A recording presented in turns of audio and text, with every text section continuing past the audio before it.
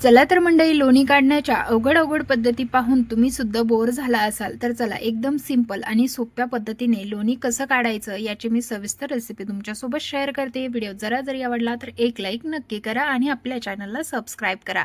तर इथे ना 15 दिवस मी 2 वाट्यांमध्ये तूप साठवून ठेवलेलं आहे, लोणी किंवा साय आपण साठवून ठेवलेली आहे आणि आता ही साय आपल्याला विरजत घालायची आहे। आता किती जण हा वेंदळेपणा करतात की अगोदरच फ्रीजमध्ये साय साठवतानाच त्यामध्ये विरजण घालतात, तर असं न करता साय आपल्याला साठवून ठेवायची आहे आणि त्यानंतर जेव्हा तुम्हाला ती तूप बनवायचं आहे त्याच्या आदल्या दिवशी ती फ्रीजमधून अर्धा ते 1 तास बाहेर काढायची आणि 1 तासानंतर एखाद्या मोठ्या भांड्यामध्ये टाकून त्यामध्ये विरजण घालून मग ती विरजायला घालायची आहे। तर पहा, ही पद्धत आपण वापरतोय। सर्व साई टाकून घेतली, 2 चमचे विरजण घातलं, फेटून घेतलं आणि व्यवस्थित त्यामध्ये विरजण मिक्स झालं की आता यावरती झाकण ठेवायचं आणि रात्रभर याला असंच ठेवायचं आहे। तुम्ही सकाळी प्रोसेस केली तर संध्याकाळी लोणी काढायला घ्यायचं आणि जर संध्याकाळी करत असाल तर सकाळी लोणी। तर इथे मी सकाळी लोणी काढून घेत आहे। तर इथे पहा, आता आपलं लोणी जे आहे ना तर एकदम मस्त असं विरजल्या गेलेलं आहे। दही कसं आपलं एकदम घट्ट तयार होतं तसं आपलं लोणी एकदम घट्ट तयार झालेलं आहे। आता पहा, इथे ना फ्रीजमध्ये 1 तासासाठी हा तांब्या भरून ठेवला होता। तर पाणी पहा, पाणी एकदम थंड वापरायचं आहे। थंड पाण्यामुळे ना अवघ्या 5 मिनिटामध्ये लोणी तयार होतं। लोणी एकदम परफेक्ट आणि लोण्याचा वास येऊ नये, वर्षभर जरी आपलं तूप राहिलं ना तरी त्याचा वास येणार नाही, त्यासाठी काही ह्या छोट्या टिप्स आहेत। यावरती थंड पाणी टाकून घेतलं, हे निघलेलं गढूळ किंवा थंड पाणी जे आहे ना यावरती जो कुवट वास येतो ना तुपाला तो येणार नाही, त्यामुळे वरती पाणी टाकून ते हिसळून आपल्याला काढून घ्यायचं। त्यानंतर मग पुन्हा एकदा पाणी घालून आपल्याला यामध्ये घालायची आहे रवी। आता माझ्याकडे रवी आहे, तुमच्याकडे जर नसेल ना तर सरळ ही प्रोसेस करायची आणि इथून पुढे मिक्सरला थोडं लोणी घालून फिरवून घ्या किंवा आपल्याकडे मिक्सर असतं त्याने सुद्धा तुम्ही हे फिरवून घेऊ शकता। काहीच नाही, अवघ्या 4-5 मिनिटामध्ये हे लोणी तयार होतं। फक्त असं हाताने फेटून घ्यायचं आहे, इथे तुम्हाला घुसळायची सुद्धा गरज नाही आणि शिवाय तुम्ही घुसळू सुद्धा शकत नाही, कारण आपण इथे फक्त साय फेटून घेणार आहोत आणि जी साय विरजत घातली होती ते पूर्णपणे लोणी असतं आणि त्यामुळे ना आपल्याला यामध्ये घोटळता येत नाही, त्यामुळे ना अशा पद्धतीने फिरवून घ्यायचं।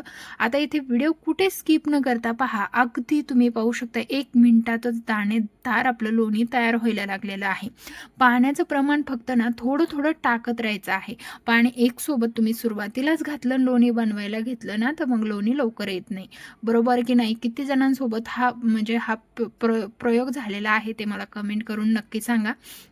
कारण तुम्ही सुरुवातीला जर खूप पाणी घातलं ना तर ते लोणी काय होतं त्यामध्ये मिसळतं आणि पातळ होतं आणि पातळ झाल्यामुळे असं लोणी पटकन वरती येत नाही। पण थोडं पाणी थंड घालून घेतलं ना तर अवघ्या 2-4 मिनिटामध्येच हे लोणी आपलं तयार झालेलं आहे। तर व्हिडिओ मी कुठेच न थांबवता तुम्हाला दाखवलेला आहे, त्यामुळे तुमच्या लक्षात आलंच असेल किंवा कुठे स्पीड न करता व्हिडिओ बनवलेला आहे। तर आता पहा, व्यवस्थित आपलं फेटून झालं, पण ना लोणी फेटून घेताना असं पहा रवीवरती सुद्धा ते अजिबात खाली पडत नाही, म्हणजे इतकं छान असं लोणी आपलं तयार झालेलं आहे। पण इथे पुन्हाही मनाला शांती नाही, तर असं मस्त असं आपण जसं ताक घुसळतो ना तसं सुद्धा सगळीकडून थोडंसं असं घुसळवून घेतलं। आता कुठे वाटतंय की परफेक्ट मला जसं हवं, म्हणजे हातावरती गोळा जरी तयार केला ना तरी सुद्धा रेलणार नाही। तर असं चेक करायचं आहे लोणी आपलं परफेक्ट तयार झालंय का, आणि लोणी अशाच प्रकारे तयार व्हायला हवं, तेव्हाच तुमचं लोणी परफेक्ट आणि तूप सुद्धा परफेक्ट तयार होतं। 1 ते 2 वर्ष हे तूप ठेवा, अजिबात कुवट वास येत नाही। तर आता पहा, यामध्ये जे ताक निघतं ना ते ताक काही खाण्यासाठी एकदम कडवट लागतं, त्यामुळे ना ते तर आपण फेकूनच देणार आहोत। पण यामधला लोणी जे आहे ना ते एक साईडवर करून घ्यायचं आणि हे पूर्णपणे ताक ओतून काढायचं आणि आता हे लोणी जे आहे ना ते 2-4 पाण्याने स्वच्छ धुवून घ्यायचं। जोपर्यंत यामध्ये चांगलं आणि पांढरशुभ्र पाणी निघत नाही ना तोपर्यंत हे लोणी आपल्याला धुवून घ्यायचं आहे। कारण तुम्ही जर यामध्ये असं पांढरं पाणी निघतंय तोवरच जर ते कडण्यासाठी ठेवलं ना तर मग मात्र तुमचं लोणी याच पद्धतीने काढलं तरी सुद्धा फेल जाऊ शकतं। जे तूप ते तुम्ही तयार कराल त्या तुपाचा वास येऊ शकतो, त्यामुळे ना तुपाचा वास येऊ नये म्हणून म्हणजे लोणी धुताना सांगितलेल्या टिप्स सुद्धा नक्की फॉलो करा। तर इथे पहा, 4 पाण्याने स्वच्छ स्वच्छ असं लोणी धुवून घेतलं आणि आता कुठे मनाला शांती मिळाली, की आता इथे एकदम छान असं क्लीन पाणी निघलं होतं.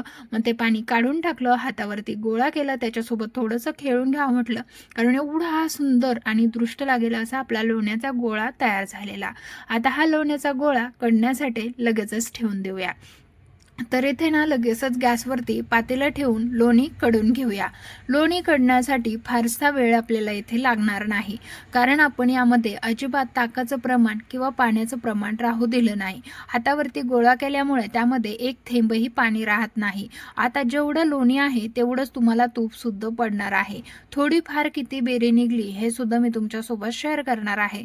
तर बेरी जास्तीच कशाची निघते तुम्हाला सांगते, त्यामध्ये राहिलेलं ताक किंवा दुधाचं प्रमाण, त्यामुळे तुमची बेरी जास्त निघते. आता बेरी जास्त निघू नये, पातेलं खराब होऊ नये म्हणूनच आपल्याला लोणी सुद्धा स्वच्छ धुवून घ्यायचं. आता रवी धुवायला वेगळं पाणी गरम करायला नको म्हणून डोकं चालवलं. सुरुवातीचं तूप जे आहे ना त्यानेच वितळवून घेतलं. त्याचबरोबर रवीला लागलेलं तूप आणि जे काही चिकटपणा आहे तो पूर्णपणे निघून गेला. नंतर घेतला छोटासा चम्मच आणि तुमच्या लक्षात आलंच असेल, जे आपण विरजवण्यासाठी पातेलं वापरलं त्याचा शेवटपर्यंत वापर करतोय. त्यामुळे तुम्हाला सांगितलेल्या पद्धतीने या तूप करताना तुम्हाला जास्तीची भांडी सुद्धा खरकटी होणार नाहीत. तुम्ही अगदी एकाच पातेल्यामध्ये पूर्ण तूप तयार करून घेऊ शकता. जास्तीची भांडी तुम्हाला कुठेही मी खरकटी करायला सांगितली नाही.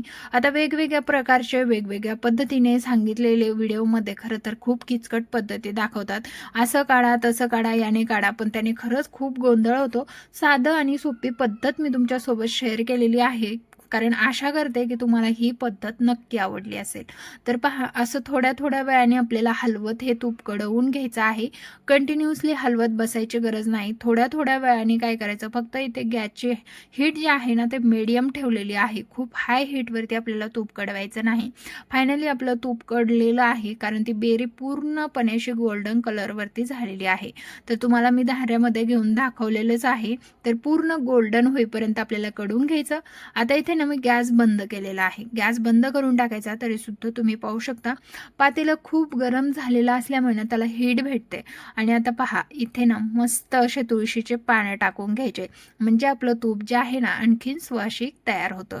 तर मस्त असं आपले यामध्ये तुळशीची पानं टाकल्यानंतर काय जबरदस्त वास सुटलेला आहे तुपाचा. आता तूप पूर्णपणे थंड करून घेतलं आणि इकडे स्टीलचा डब्बा घेतलेला आहे. पूर्णपणे इथे तूप ना थंड झालेलं आहे. त्यानंतरच आपल्याला ते स्वच्छ आणि कोरड्या डब्यामध्ये गाळून घ्यायचं आहे. तर इथे स्टीलच्या भांड्यामध्ये मी घेते, कारण स्टील किंवा काच या भांड्यांमध्ये ना जास्त दिवस तूप जे आहे ना ते कुवट होत नाही. तर इथे पहा, 1 किलोचा डबा आहे. तर जवळपास आपलं तूप जे आहे ना ते 1.25 किलो निघलेलं आहे. 1.25 किलोच्या जवळपास हे तूप निघलेलं आहे. आणि पाहू शकता 15 दिवसाच्या सायमध्ये 1 लिटर दूध घेतो आम्ही आणि त्यापासून बनवलेलं हे तूप आहे. पातेलं बघाल तर एकही इंच कुठे करपलं नाही किंवा जास्तीची यामध्ये बेरे सुद्धा निघली नाही. पाहू शकता ना किती क्लीन पातेलं आहे आणि बेरी किती कमी निघली. 1.25 किलो तुपाला एवढीशी बेरी निघली म्हणजे तुम्हाला सुद्धा आश्चर्य वाटतंय ना. तर जवळून दाखवते, वरती फक्त एवढाच डब्बा रिकामा राहिलेला आहे आणि 1 किलोचा हा डब्बा आहे. त्यामुळे बरोबर 1.25 किलो तूप तयार झालेलं आहे. तुम्हाला ही व्हिडिओ किंवा रेसिपी कशी वाटली ना मला कमेंट करून नक्की सांगा. पद्धत आवडली असल्यास व्हिडिओला एक लाईक करा, चॅनलला सबस्क्राईब करा, बेल आयकॉनला ऑन करा.